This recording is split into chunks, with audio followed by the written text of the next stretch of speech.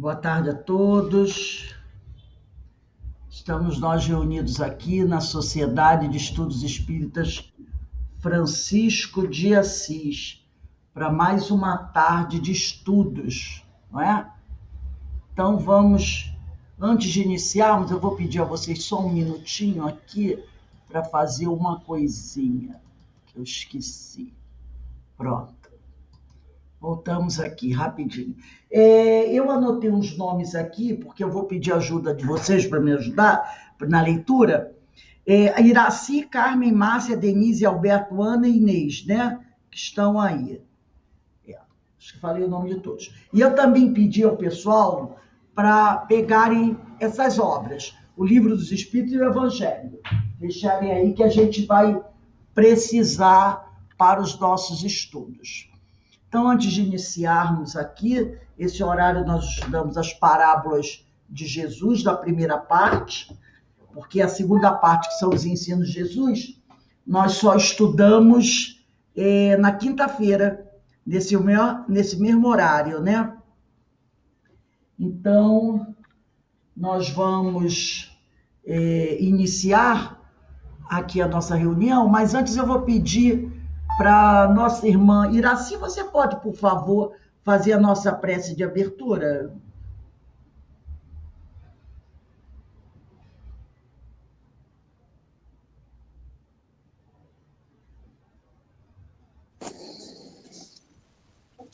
Boa tarde a todos.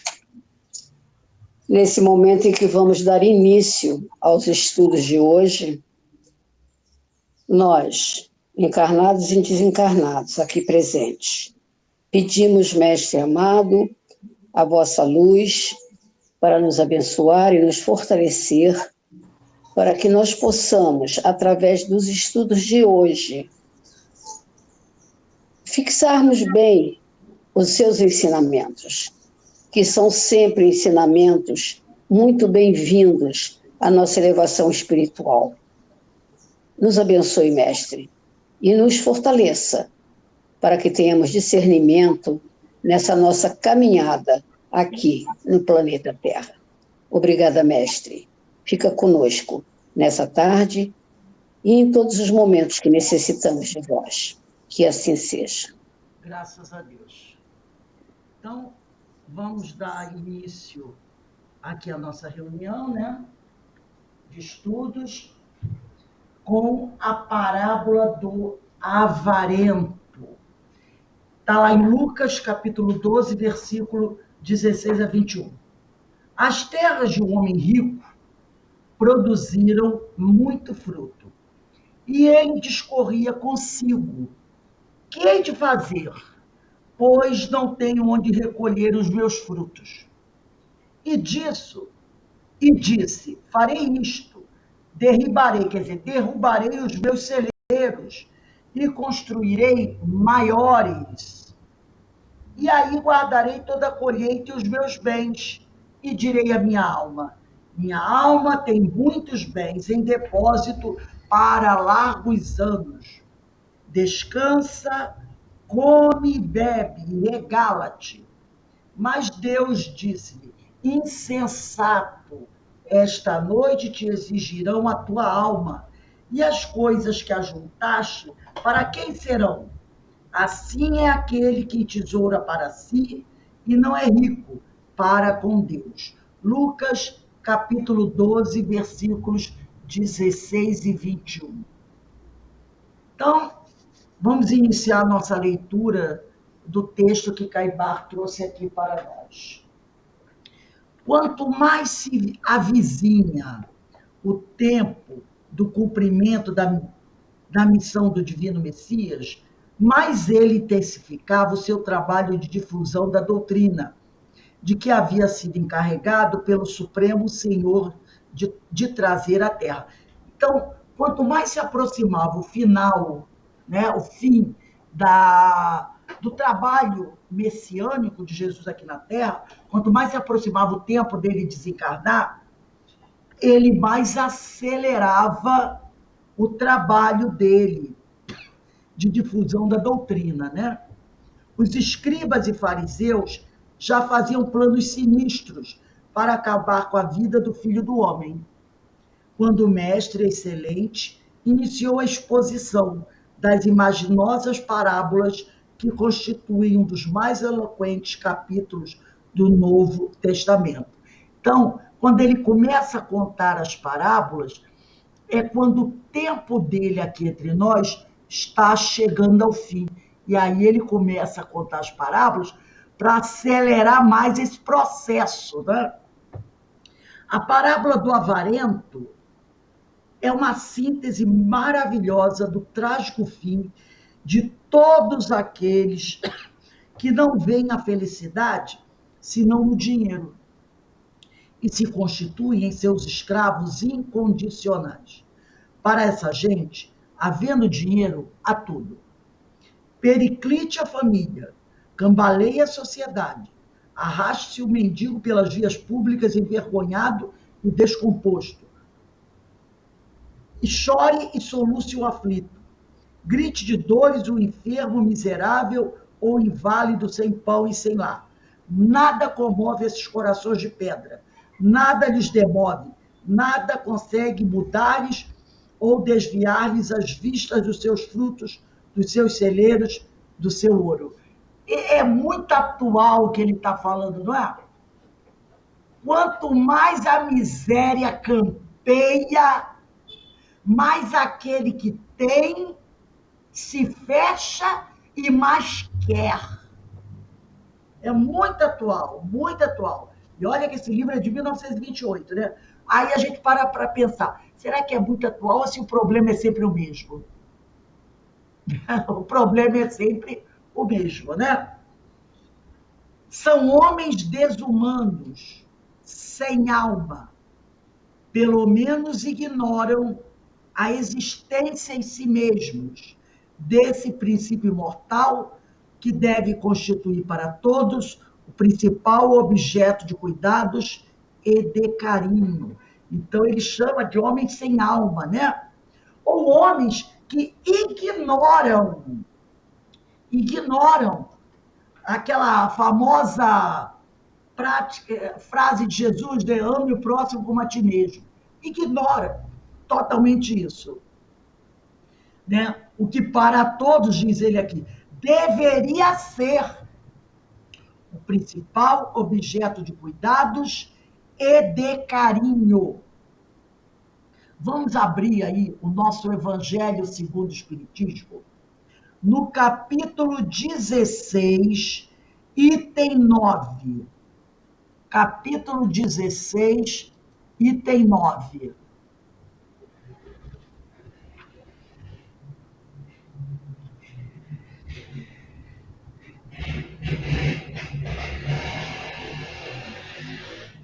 Aqui no item 9, diz assim, eu vou ler um trecho e depois eu pedi para outros fazerem essa leitura. O homem só possui instruções dos espíritos, tá? A verdadeira propriedade. Gente, olha só, no Evangelho a gente tem que prestar atenção numa coisa.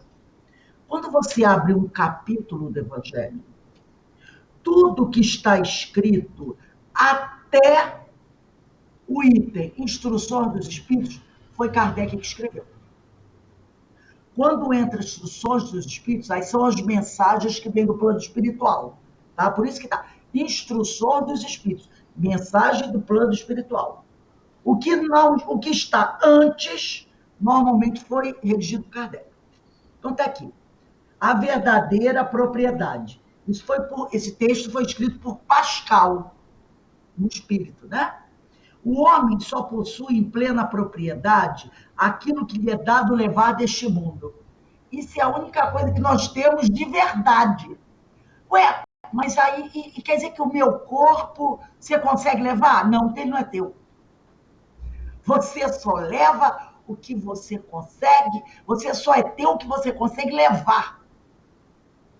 Se você não pode levar o corpo, então o corpo não é seu. É um empréstimo, né? O dia que a pessoa começar a parar para pensar sobre isso, eu acho que vai dar para começar a mudar alguma coisa. Porque é verdade, eu só consigo carregar o que é meu quando eu sair desse mundo. E o corpo eu não levo. Então o corpo não é meu. Né? Então ele diz aqui, do que encontra ao chegar e deixa ao partir, goza ele enquanto aqui permanece. O que ele encontrar aqui e o que ele deixar quando for embora é só para usar. É empréstimo, mas não lhe pertence. Forçado, porém, que abandonar tudo isso, não tem das suas riquezas a posse real, das riquezas materiais, mas simplesmente o usufruto. Que é então o que ele possui? Nada, nada do que é de uso do corpo. Ele não tem nada do que é de uso do corpo. Tudo que é de uso da alma, a inteligência, os conhecimentos, as qualidades morais, né? Isso que ele traz e leva consigo. O que ninguém lhe pode arrebatar. Né? Aí, o que lhe será de muito mais utilidade no outro mundo do que deste. Depende dele ser mais rico ao partir do que ao chegar, visto como do que tiver adquirido em bem resultará sua posição futura. Quando alguém vai a um país distante, constitui a sua bagagem de objetos utilizáveis nesse país. Não se preocupa com os que ali lhe seriam inúteis. Procedei do mesmo modo, com relação à vida futura. Aprisionai-vos de tudo o que de lá vos possais servir. Quer dizer, aprisionai-vos de tudo que você puder levar. Ao viajante que chega, aí eu vou pular aqui, eu vou pular as 4 linhas e diz assim: o mesmo sucede ao homem a sua chegada no mundo dos espíritos. Depende dos seus haveres, quer dizer, das suas virtudes, que são posses espirituais, o lugar para onde vá. Então, o local onde ele vai ficar hospedado no plano espiritual vai depender da bagagem que ele levou, que são as suas virtudes. Não será, todavia, com seu ouro que ele o pagará. Ninguém lhe perguntará: quanto tinhas na terra? Que posição ocupavas? Eras príncipe ou operário? Perguntar-lhe-ão: que trazes contigo? Não se lhe avaliarão os bens nem os títulos, mas a soma das virtudes que possua. Ora, sob esse aspecto, pode o operário ser mais rico do que o príncipe. Lembra a história do pobre e do Lázaro? Eras príncipe ou operário? Perguntariam. Né? Aí ele diz aqui: que trazes contigo? Não se lhe avaliarão os bens nem os títulos, mas a soma das virtudes que possua. Em vão alegará que antes de partir da terra pagou a peso de ouro a sua entrada no outro mundo. Responder-lhe-ão: os lugares aqui não se compram, conquistam-se por meio da prática do bem. Então, quando você lê um trecho desse, um texto desse, fazendo essa reflexão profunda, você nunca mais vai poder dizer: eu não sabia. Porque é tão claro, né?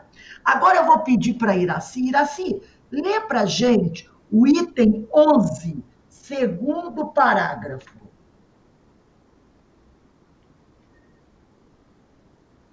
Pega aí o segundo parágrafo do item 11 e lê até adeus.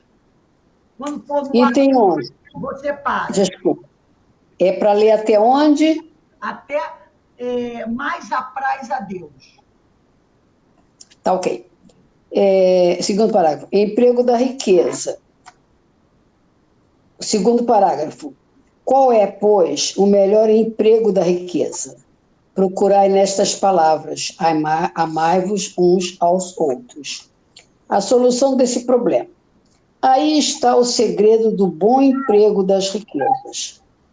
Aquele que ama ao seu próximo já tem a sua linha de conduta traçada. A aplicação da riqueza que mais agrada a Deus é na caridade.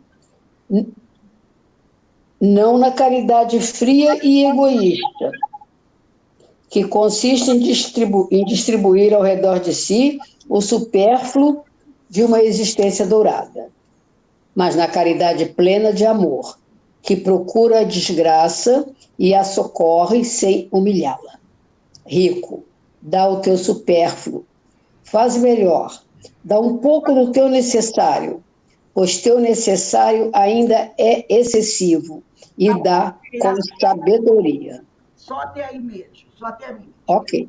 Agora eu vou pegar Carmen, lê para a gente o item 13.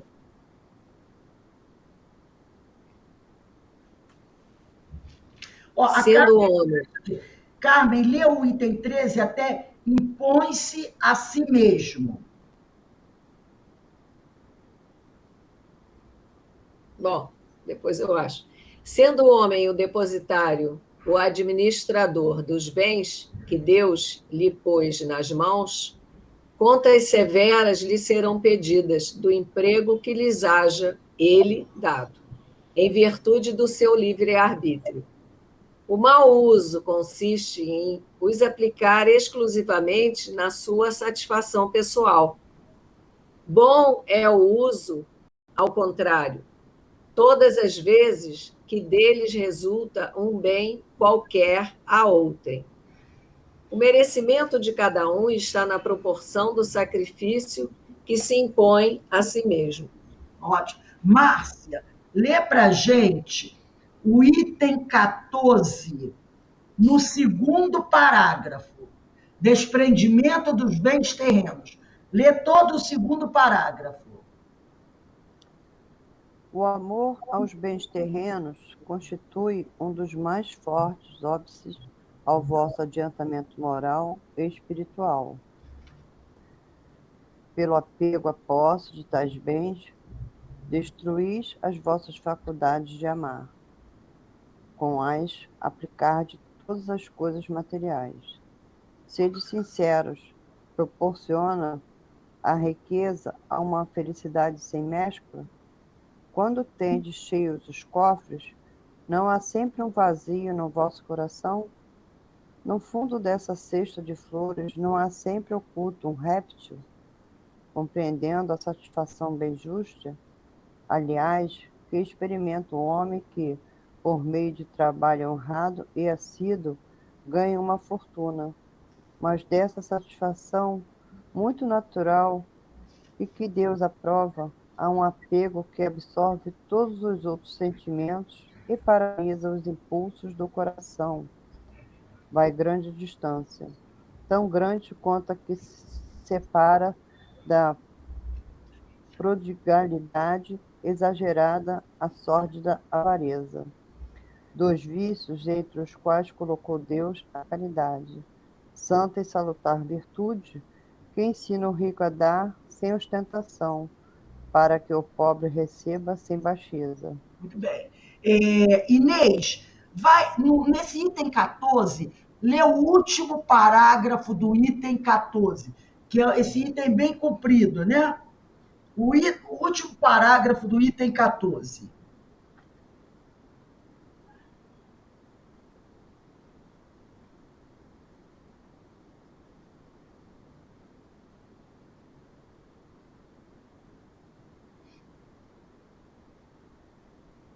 É esse, não sejais depositário infiel. É esse? Não, é o último parágrafo do item 14. Aí tem, meus amigos. Aonde? Esse aí meu tá isso. Aí tem. Vai, procura o item 15. O item 15, certo. É o último parágrafo esse. Volta o O último meu parágrafo. é não sejais depositário infiel. Meu último parágrafo é esse. Não, o último parágrafo é: aí tendes, meus amigos, o que eu vos queria. O que queria vos ensinar. Aí, meus amigos, o que queria vos ensinar sobre o desprendimento dos bens terrenos. Resumirei, dizendo: procurai-vos contentar com pouco.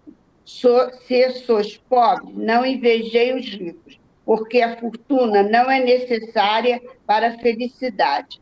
Se sois ricos, não vos esqueçais de que os bens vos são confiados e que devereis justificar o emprego que lhes deste, como uma prestação de conta de tutela.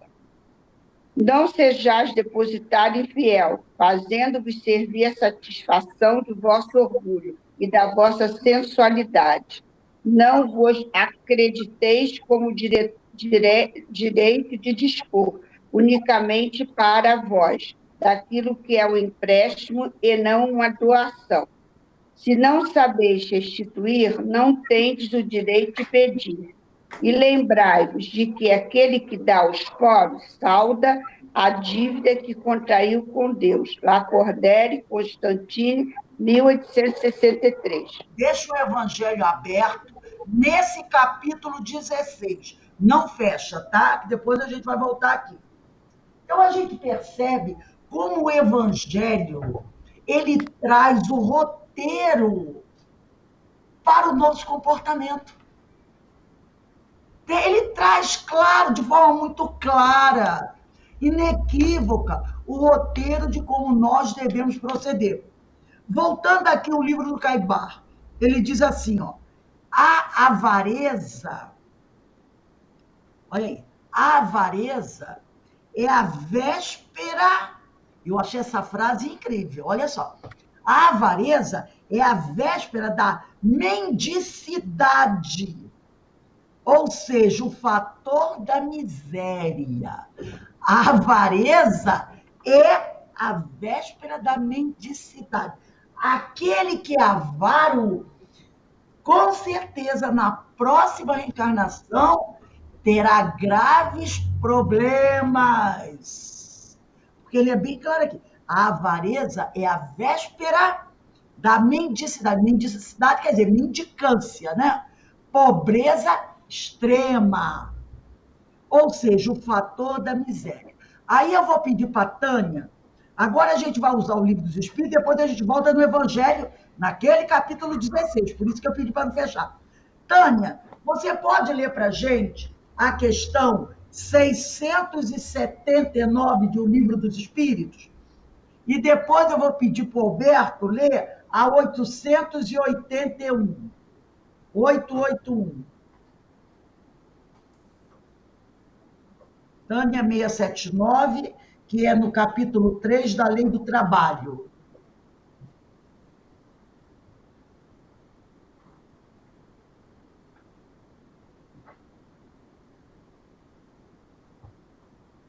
Conseguiu achar, Tânia? Oi, achei. Vamos lá. 679, né? Isso. Achar-se-á isento da lei do trabalho o homem que possua bens suficientes para lhe assegurarem a existência? Do trabalho material, talvez. Não, porém, da obrigação de tornar-se útil, conforme aos meios de que disponha, nem de aperfeiçoar a sua inteligência ou a dos outros, o que também é trabalho. Aquele a quem Deus facultou a posse de bens suficientes a lhes garantirem a existência, não está, é certo, constrangido a alimentar-se com o suor do seu rosto, mas tanto maior lhe é a obrigação de ser útil aos seus semelhantes, quanto mais ocasiões de praticar o bem lhe proporciona o adiantamento que lhe foi feito. Quer dizer, aquela coisa, eu sou multimilionário. Eu sou obrigado a trabalhar? Né? É a pergunta que ele faz. Né? Então, eles vão dizer o quê? Você não tem a obrigação de trabalhar com o suor do seu rosto, não é? Porque você tem muito. Mas, tanto maior lhe é a obrigação de ser útil aos seus semelhantes. Quanto mais ocasiões de praticar o bem. Você pode, eu sou milionário. Eu não vou trabalhar acordando todo dia 4 horas da manhã, como grande maioria da população brasileira faz, para pegar um trem, para poder trabalhar 8, 12, 15 horas por dia. Eu não tenho essa necessidade. Mas essa fortuna que eu tenho a obrigação de utilizá-la para beneficiar o meu próximo, tá? É o que ele diz aqui. Nós não temos a obrigação do trabalho material, aquele que tem muito, porém da obrigação de ser útil, isso ele tem, conforme os meios que disponha, e também meios para aperfeiçoar a sua inteligência e a dos outros. Então, aquele que tem muito, ele tem a obrigação de buscar proporcionar a educação aos que têm pouco. Isso que ele está querendo dizer. Promover a educação, tá? Usar esse dinheiro para ajudar o próximo. Porque ele vai ter que lembrar que esse dinheiro ele encontrou aqui quando chegou. Não é dele, é usufruto. Então, ele não pode usar só para ele, já que tem muito. Ele tem que usar para ajudar o próximo. Roberto, vamos na 881. Vamos lá. 881 é capítulo 11 da Lei de Justiça, de Amor e Caridade. Deixa eu esperar aí que o pessoal está procurando. Aí, enquanto o pessoal procura nessa questão anterior, eu me lembrei do príncipe, né? Que vai assumir agora com 70 e poucos anos. Isso aí. Posso? Então, vamos lá. Vamos lá. O direito de viver dá ao homem o de acumular bens que lhe permitam repousar quando não mais possa trabalhar? Dá, mas ele deve fazê-lo em família, como a abelha, por meio de um trabalho honesto, e não como egoísta. Há mesmo animais que lhe dão o exemplo da previdência. Quer dizer, o direito de viver dá ao homem o de acumular bens, ele pode acumular bens que lhe permitam ter uma velhice mais tranquila, quando não mais possa trabalhar? Sim, sim. Ele deve fazer, ele tem esse direito, né? Deve fazê-lo em família como abelha, por meio de um trabalho honesto. Então, é aquela coisa, eu estou amealhando bens para quando eu tiver mais idade, eu não precisar trabalhar tanto. Mas esse que eu acumulei, eu devo buscar também auxiliar aqueles meus entes queridos que talvez não tenham conseguido amealhar como eu. Então, não é aquela coisa de, eu me aposentei muito bem, obrigada. Mas eu tenho um primo, eu tenho um irmão, eu tenho alguém que está precisando. Não juntou comigo é porque é vagabundo. Entendeu? Então, ele está falando aqui. Eu devo fazê-lo, pelo menos em família. Não é? Que é aqueles mais próximos. É lógico que se você puder ajudar outros que nem da família são, ajude. Mas pelo menos aquilo que você amealhou para você, para ter uma boa aposentadoria, pelo menos com aqueles da família que estiverem mais necessitados, você deve ajudar, né? Pelo menos. Porque sempre tem alguém precisando, né? Ainda mais nos dias atuais, meu Deus, como temos.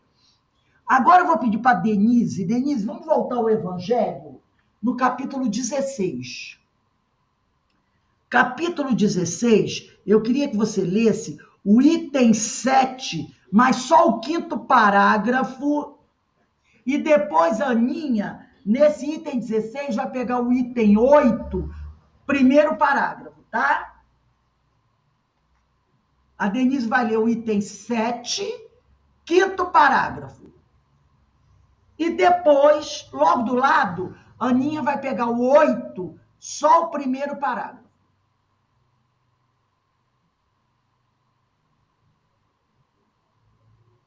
Item 7, quinto parágrafo, Denise.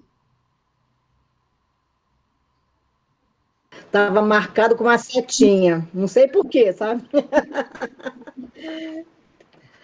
Se a riqueza é causa de muitos males, se exacerba tanto as más paixões, se provoca mesmo tantos crimes, não é a ela que devemos inculpar, mas ao homem que dela abusa, como de todos os dons de Deus.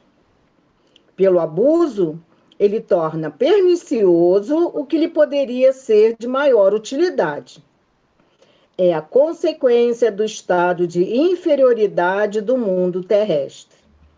Se a riqueza somente males houvesse de produzir, Deus não a teria posto na terra. Compete ao homem fazê-la produzir o bem. Se não é um elemento direto de progresso moral, é sem contestação poderoso elemento de progresso intelectual. Aninha, item 8, primeiro parágrafo.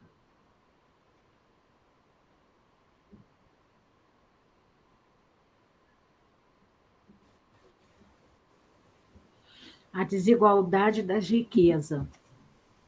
A desigualdade das riquezas é um dos problemas que, inutilmente, se procurará resolver, desde que se considere apenas a vida atual.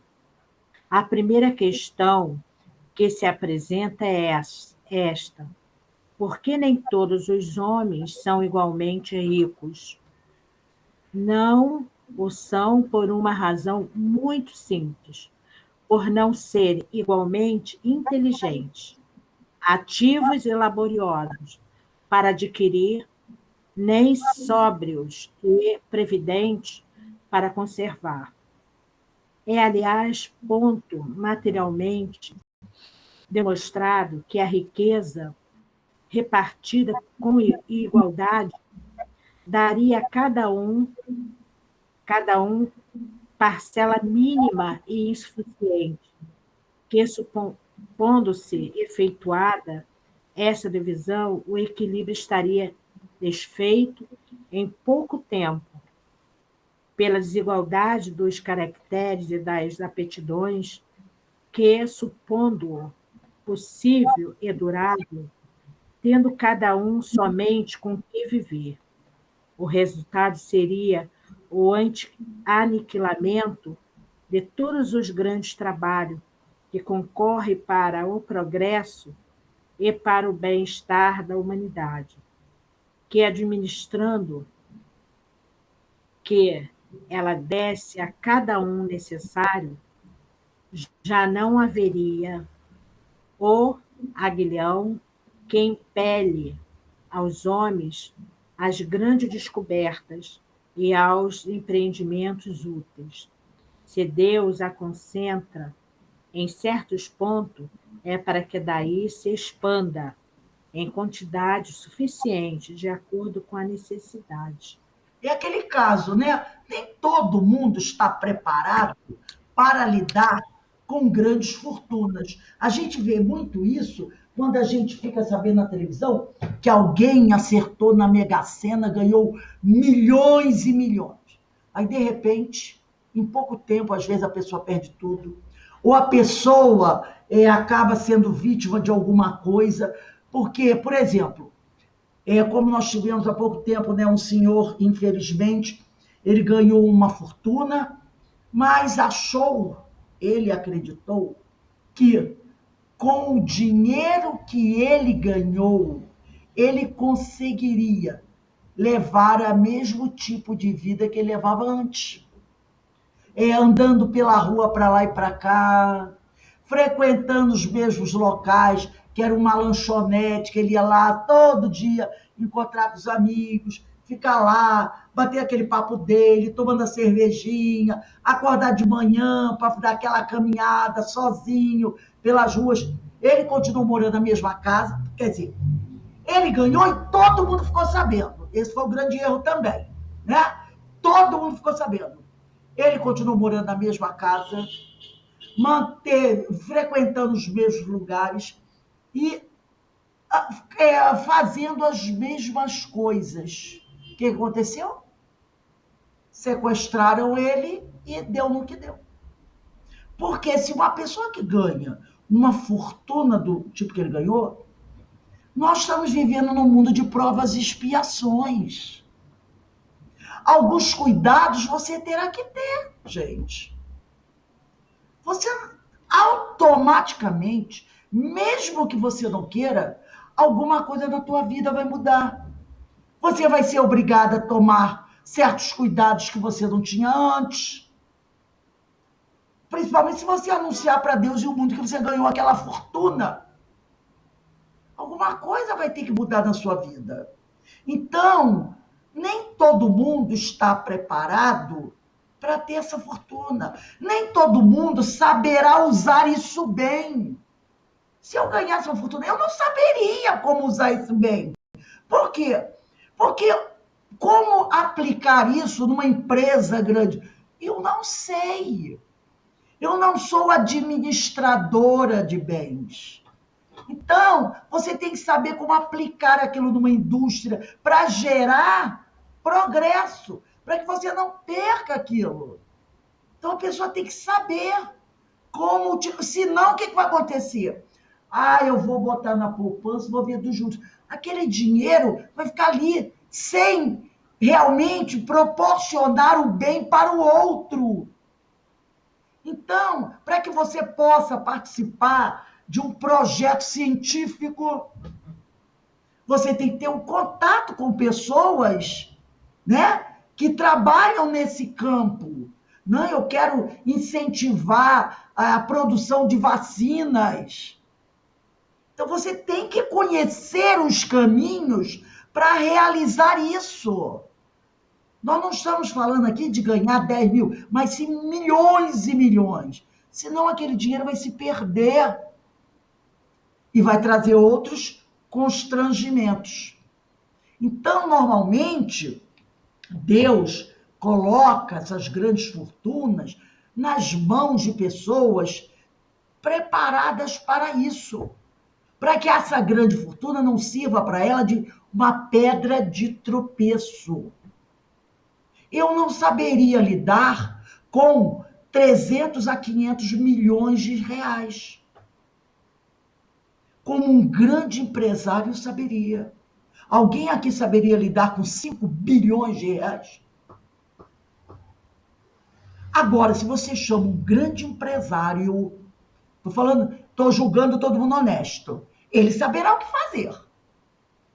Como aplicar para gerar novos empregos, como aplicar na área da ciência, como aplicar na área da pesquisa, na área da educação, na área dos transportes, entendeu? Porque as pessoas são diferentes. O nível de inteligência também é diferente. O pessoal acha que, por exemplo, nós temos aí grandes empresários que administram grandes redes, né? Grandes redes, mulheres e homens, de lojas, de empresas. Gente, como será administrar uma rede de 5 mil lojas? Você já parou para pensar nisso? Tem empresários que administram redes de 2, 3 mil lojas. Lojas de eletrodoméstico, lojas de tudo quanto é tipo aí. 2 mil lojas. Tem gente que administra isso. Você viu que loucura será? Para mim, administrar uma rede de 100 lojas já seria uma loucura. Já pensou? E tem gente que administra. Então, a gente percebe que nem todos estão preparados para isso. Nem todos estão preparados para isso. Então, vamos voltar aqui no Caibar. Ele diz assim: quantos miseráveis perambulam pelas praças, implorando o óbolo, e que mesmo nesta existência foram ricos, sustentaram grandeza, vastos celeiros transbordantes. Quem leu agora foi O último foi a Inês, né? A Inês que leu agora por último, não foi isso? Não foi a Inês, não? Quem foi que leu por último? Foi a Ana. Foi a Fui Ana. eu, fui Brita, que eu já tô... eu. Aí eu vou pedir para Iraci. Iraci, eu queria que você lesse a questão 814, a Carmen a 815 e a Márcia a 816.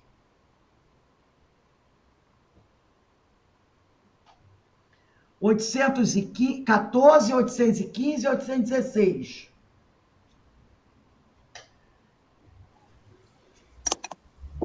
As provas de riqueza e de miséria.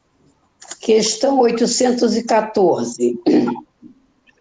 Porque Deus a uns concedeu as riquezas e o poder, e a outros a miséria, para experimentá-los de modos diferentes. Além disso, como sabeis, essas provas foram escolhidas pelos próprios espíritos, que nelas, entretanto, sucumbem com frequência. Então, normalmente, quando um espírito sucumbe numa prova, na próxima reencarnação, ele pede para passar por aquela prova. Exemplo disso, Memórias de um Suicida. A maioria daqueles companheiros, quem fez o estudo conosco, né, percebeu que esses companheiros pediram para passar pela mesma prova. Camilo foi o que narrou a história. Ele se suicidou, ele era um escritor, ficou cego e se suicidou. Qual a prova que ele pediu na próxima reencarnação? Ficar novamente cego, para verificar se ele teria condições de levar a encarnação até o final, passando pela prova da cegueira, sem correr atrás do suicídio. Então, ele diz aqui, para experimentá-los de modo diferente. Além disso, como sabeis, essas provas são escolhidas pelos próprios espíritos, que nelas, entretanto, sucumbem com frequência. Porque são provas aonde ele tem a tal da dificuldade. Enquanto ele não resolver essa dificuldade, ele não pode fazer assim, ó, faz o seguinte, joga essa dificuldade para debaixo do tapete e vamos para a próxima. Não é assim. Ele tem que resolver aquela situação para poder subindo a tal de escada de Jacó, lembra? É assim que a coisa funciona. Agora, Carmen, né? Carmen 815. 815. Qual das duas provas é a mais terrível para o homem?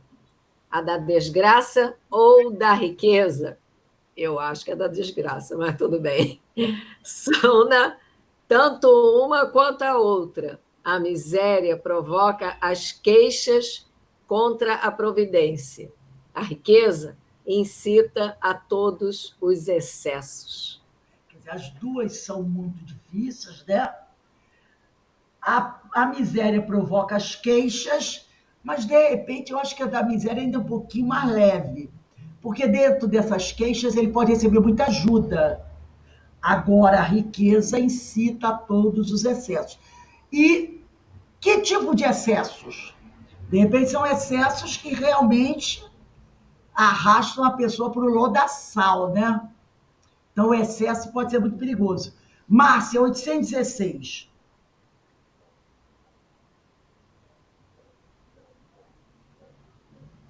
Estando rico o sujeito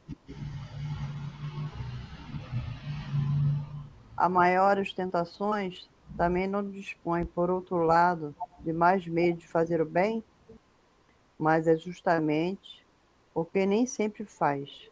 Torna-se egoísta, orgulhoso e insaciável. Com a riqueza, suas necessidades aumentam. Ele nunca julga possuir o bastante para si unicamente. Leu o restante? Só um instante. Isso aqui é certo. Outro dia eu estava revendo algumas situações, né, com alguns dos nossos irmãos, e é uma coisa que parece que a pessoa fica em relação à corrupção. parece que a pessoa fica insaciável, entendeu? Insaciável. Ela já conseguiu uma quantidade aí absurda de dinheiro, mas parece que dá uma sofreguidão na pessoa que, como diz o outro, né? Nem o céu é limite para ela. Ela continua, ela continua, ela continua. Parece que se torna uma doença. Eu acho que até é uma doença. Porque não tem aquele para agora. Parece até, sabe quando aquelas pessoas são viciadas no jogo? Né? No jogo, que ela vai jogando, aí ela perde. Aí ela corre, não, eu tenho que jogar para ganhar o que perdi. Aí ela arruma algum dinheiro, aí ela perde novamente. Não, eu tenho que. Entendeu? E se ela ganhar, ela fica contente. Opa, ganhei. Agora eu vou jogar de novo para ganhar mais do que eu ganhei. Aí ela perde de novo. É uma coisa terrível. É uma coisa terrível. Pode ler a notinha aí. A alta posição do homem neste mundo e o ter autoridade sobre os seus semelhantes são provas tão grandes e tão escorregadias como a desgraça. Porque, quanto mais rico e poderoso ele é, tanto mais obrigações tem que cumprir e tanto mais abundantes são os meios de que dispõe para fazer o bem e o mal. Deus experimenta o pobre pela resignação e o rico pelo emprego que dá aos seus bens e ao seu poder.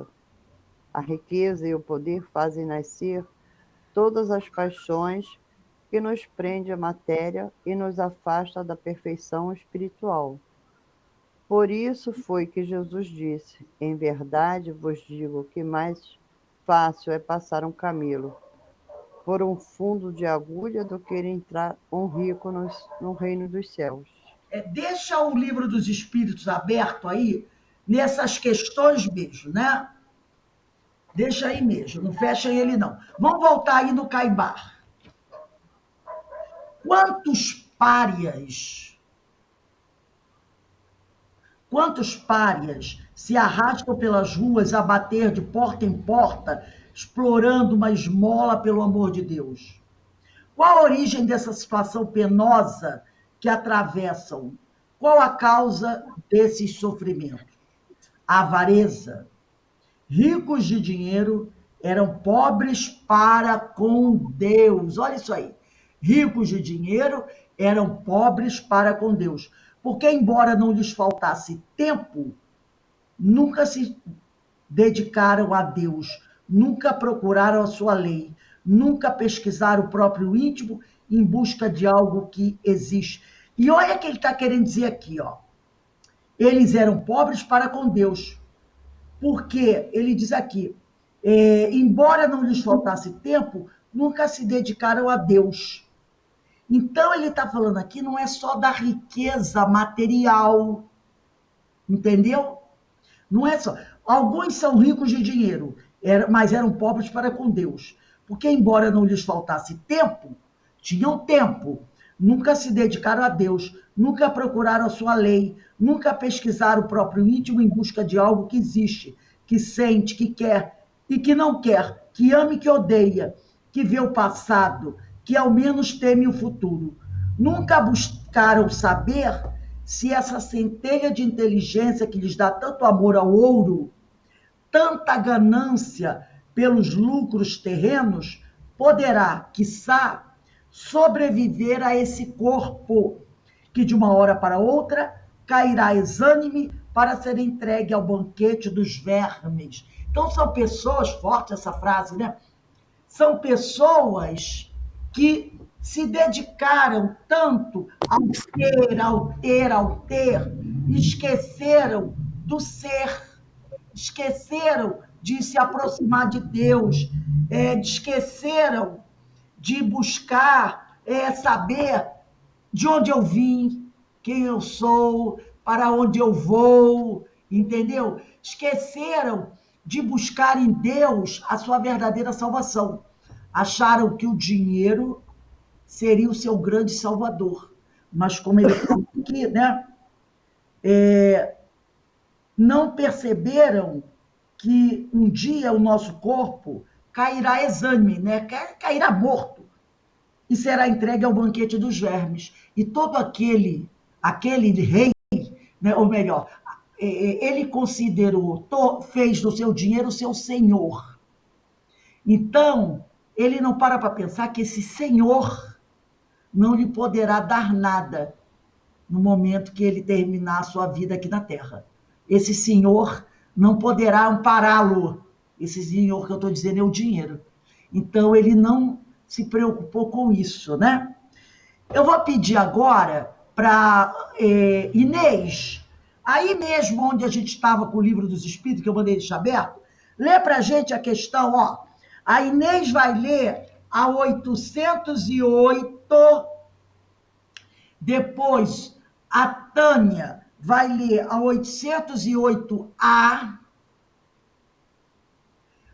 o Alberto a 811, a Denise 812 e Ana Brito 813. Vamos lá.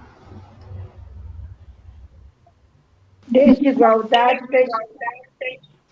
das riquezas. Questão 808. A desigualdade da riqueza não se originará das faculdades em virtude da qual uns dispõem... A Tânia está com o microfone aberto. Deve estar.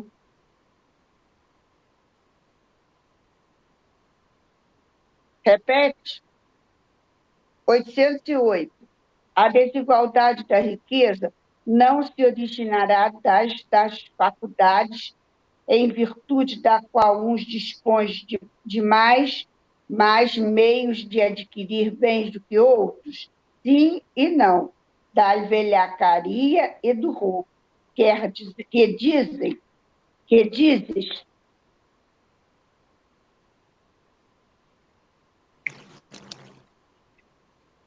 Deixa eu ler de novo. A desigualdade das riquezas não se originará. Inês, desliga teu microfone. Dadas as faculdades em virtude da qual uns dispõem de mais meios de adquirir bens do que de outros, ele quer saber se essa desigualdade não é causada porque um pode adquirir mais, pode ter mais bens materiais do que o outro. Ele diz, sim, pode ser por isso, mas também pode ser que não. Da velhacaria e do roubo que dizes. Ele está fazendo pergunta. Não será da velhacaria e do roubo que dizes? Não é por causa disso, por causa da corrupção, das negociatas, que existe mais diferença? Né? É isso que ele está querendo dizer. Porque alguém diz assim, uns têm mais dinheiro, outros têm mais, porque um ganhou mais, outro ganhou menos, e é por isso. Ele diz, isso pode ser, mas também, né, da velhacaria e do roubo. Então, nós percebemos, pelo menos, que existe mais desigualdades das riquezas, porque alguns agem com muito mais mal intenção. A corrupção pode ser um patrocinador da desigualdade das riquezas. Né? Como ele disse, a avareza também pode ser um patrocinador da desigualdade das riquezas. Quem vai ler a 808A? Oi, sou eu. 808A. Mas a riqueza herdada, essa não é fruto de paixões mais. Que sabe a esse respeito? Busca a fonte de tal riqueza e verás que nem sempre é pura. Sabes, porventura, se não se originou de uma expoliação ou de uma injustiça? Mesmo, porém, sem falar da origem, que pode ser má, acreditas que a cobiça da riqueza, ainda quando bem adquirida, os desejos secretos de possuí-la o mais depressa possível, sejam sentimentos louváveis? Isso o que Deus julga, e eu te asseguro que o seu juízo é mais severo que os dos homens. Quer dizer, o sujeito disse assim, mas Tânia, eu adquiri minha riqueza, eu não roubei ninguém, eu não tenho a minha riqueza, herdei do meu pai. Mas como é que você sabe como é que seu pai começou a construir isso? Não é? Tem gente que é rica desde a época do Império. Essas famílias que o pessoal chama de famílias quatrocentonas são ricas desde o tempo do Império. Como é que essa fortuna começou? Sem querer criticar, vamos só analisar. Ainda agora, acho que foi o Alberto que falou da princesa, não foi? Do príncipe aí? Do novo príncipe que está assumindo? Rico, poderosíssimo, né? Uma grande fortuna. A gente sabe como é que começou a história do Império Britânico? Não é? Aqueles diamantes. Alguém reparou? Eu fiquei olhando. Aquela linda coroa que estava cheia de brilhantes e diamantes em cima do caixão da rainha. Daquela coroa tem um diamante maravilhoso. Não sei se vocês chegaram a ver. É um diamante belíssimo. Alguém conhece a história do tal do diamante? A maioria daqueles diamantes que estavam naquelas coroas, daqueles cetros, são diamantes de sangue. Que foram colocados ali, naquela coroa, daquele cetro, lá em 1800 e qualquer coisa. Entendeu? São essas joias. Através da colonização, né, Rosa? Exatamente. Né? Quer ver um exemplo? Curto e grosso. A Bélgica. É reinado ainda lá da Bélgica, né? Vocês conhecem a história do Congo belga? É terrível! Terrível! Quem quiser curiosidade, bota lá no Google. História do Congo. Congo é uma região da África. Do Congo belga. Essa área da África, o Congo ficou sob domínio dos belgas, que é a Bélgica. Vai ver a história. Pode ser que o príncipe, a princesa atual, se não for reencarnação daqueles do passado, ela pode dizer, eu não tenho nada a ver com isso. Às vezes nem tem, pode ser. Mas a fortuna que ela usufrui hoje é originária de sangue. Quase todos os impérios que estão aí são originários do sangue. Nós vivemos na cidade de Petrópolis. Aqui teve um imperador, ainda tem alguns aí da família real que andam aí por Petrópolis. Tudo bem que quando eles foram embora, foram exilados para a Europa, eles estavam mais pobres que uma rede de si. Mas ainda ficaram os castelos, né? Aquelas coroas lindas do museu. Vai ver a história.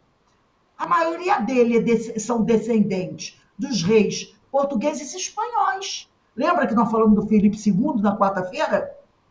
História do Filipe II? Foi rei de Portugal. Entendeu? Então, quando a gente olha, aquilo é lindo, maravilhoso, né? Mas qual é a origem daquela fortuna? É aqueles aqui, né? Que busca a fonte de tais riquezas e verás que nem sempre é pura. Né? Sabes, porventura, se não se originou de uma expoliação ou de uma injustiça?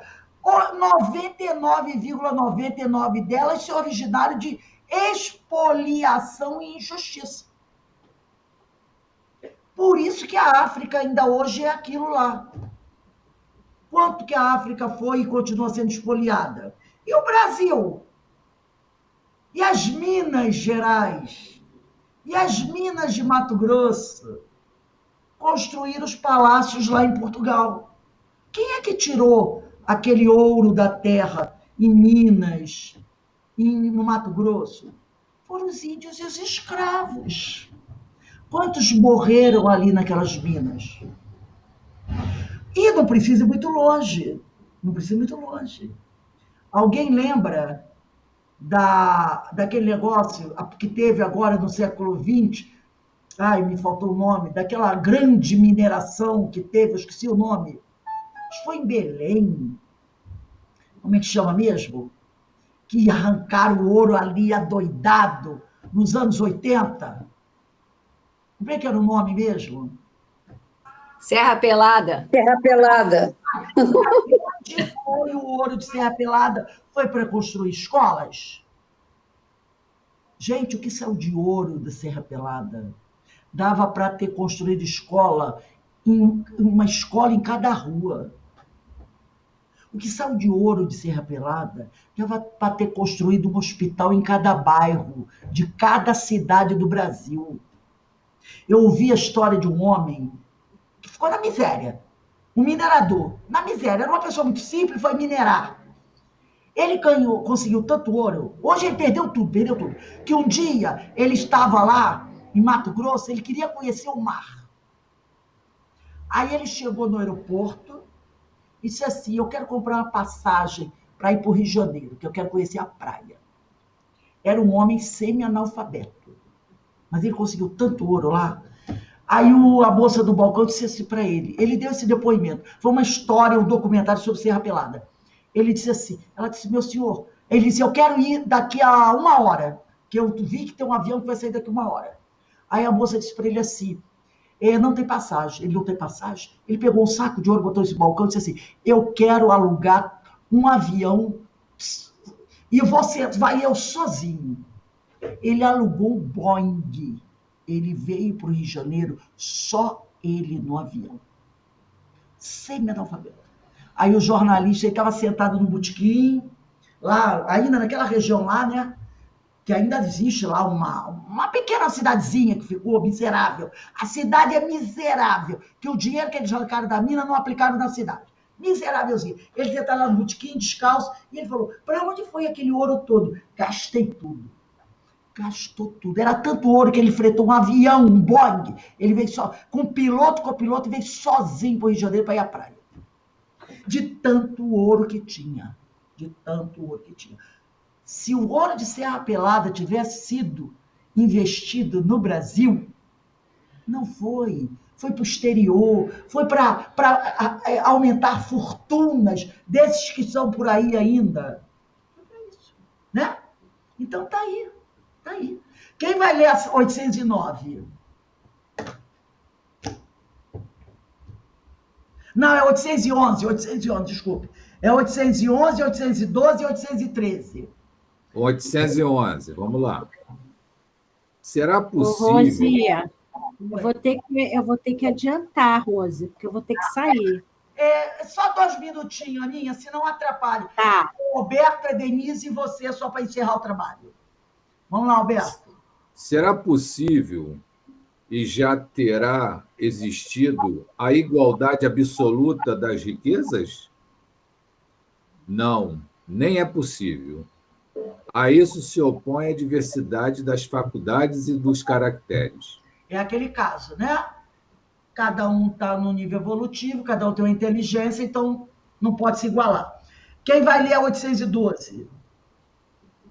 Eu. 812.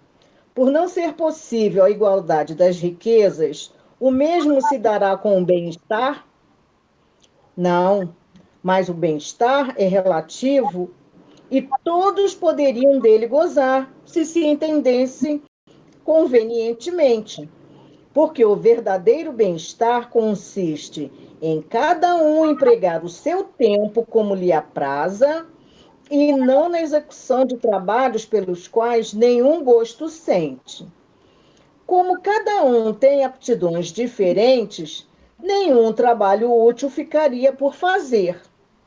Em tudo existe o equilíbrio. O homem é quem o perturba. E Aninha, 813, para encerrar o estudo de hoje.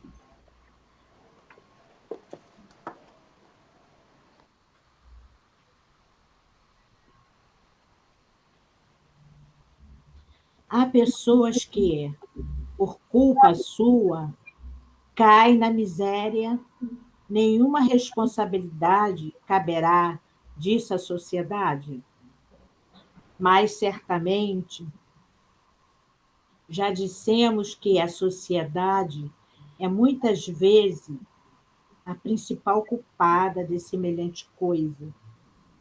Demais não tem ela que velar pela educação moral membros, dos seus membros.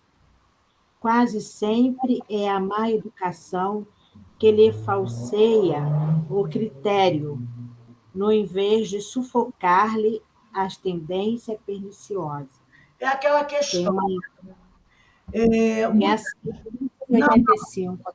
muitas vezes, né, tudo bem, a pessoa cai ali na miséria, mas muitas vezes a sociedade também é culpada, porque a sociedade não promove a educação dos seus integrantes. Se as criaturas tiverem uma educação correta, né, bem organizada desde a tenra idade, essa criança, esse indivíduo, ele vai crescer com outras ideias, né? Com outros parâmetros. Então, muitas vezes, a sociedade é realmente responsável. Né? Quantas crianças nós vemos por aí que não tem nenhum tipo, né, de educação, de orientação, não há uma preocupação com isso. Então, aquela criatura, ela cresce sem ter uma ideia, sem ter um pensamento, ter um bom discernimento das coisas, sem aprender que ela só cresce se ela aprender a dividir. Porque é dividir, aprendendo a dividir, que a gente multiplica, que a gente cresce. Então, tem pessoas que não têm essa educação. E é da responsabilidade da sociedade, sim, cuidar da educação. Uma sociedade bem educada é uma sociedade feliz. O que nós vivemos aqui no nosso país? Não é? A educação, a cultura, não tem valor para muitos. E aí você vê essa sociedade competitiva, onde é cada um querendo matar o outro para poder sobreviver. Então, nós vamos parar aqui, tá? A próxima aula a gente continua no O que valem riquezas efêmeras, tá bom? Então, vamos encerrar. Eu vou pedir para a nossa irmã Carmen Matos fazer a nossa prece de agradecimento. Carmen, por favor. Então, Senhor, muito agradecidos estamos pelas lições que tivemos hoje, pelo aproveitamento, por tudo aquilo que mexeu conosco, para que a gente possa traçar essa escada de Jacó com mais firmeza, com mais lucidez e consciência daquilo que a gente está fazendo. Que Jesus abençoe a todos nós aqui presentes nos 2 planos da vida e que possamos continuar essa nossa jornada através do conhecimento, junto a esse evangelho que é o nosso norte, é o nosso leme. Que Jesus nos abençoe hoje e sempre, graças a Deus. Então, meus amigos, daqui a pouco nós temos a nossa irradiação. Quero deixar um abraço para todos. E amanhã, às 4h15, 4h20, nós começamos o estudo das obras de Paulo, tá? Paulo de Tarso e as Leis Morais. Beijão para todos. Fiquem com Deus, que o Senhor nos abençoe. Beijo, boa noite. Boa noite. Um beijo para todos, boa noite.